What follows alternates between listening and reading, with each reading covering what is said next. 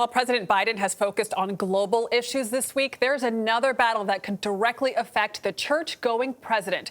The debate centers around whether Roman Catholic politicians who also support abortion rights should be allowed to receive communion.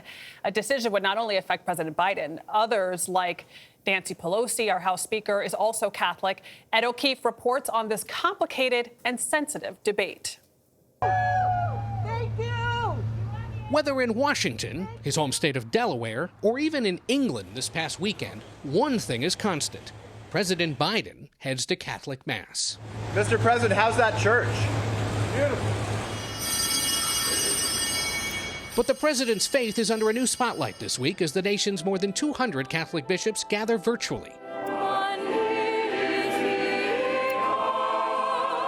Among the topics to be discussed, whether high-profile Catholic politicians should be denied communion if they support abortion rights. CBS News Papal and Vatican contributor Monsignor Anthony Figueiredo says the Catholic Church's opposition to abortion is clear. And even Pope Francis, he has called it an abomination. The bishop's focus will be on whether to draft an official document clarifying the Church's position on receiving the sacrament of communion. Sometimes the Church has really failed on making the Church's teaching known and understood. Catholic Church policy says that any parishioner in good standing can receive communion at Mass. But bishops are divided over whether a vocal political supporter of abortion rights qualifies.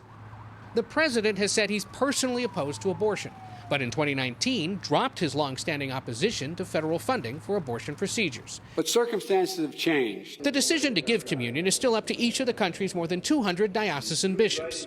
Washington's Cardinal Wilton Gregory says he plans to give communion to the president. I'm most grateful to our Holy Father, Pope Francis, for his trust that he's placed in me.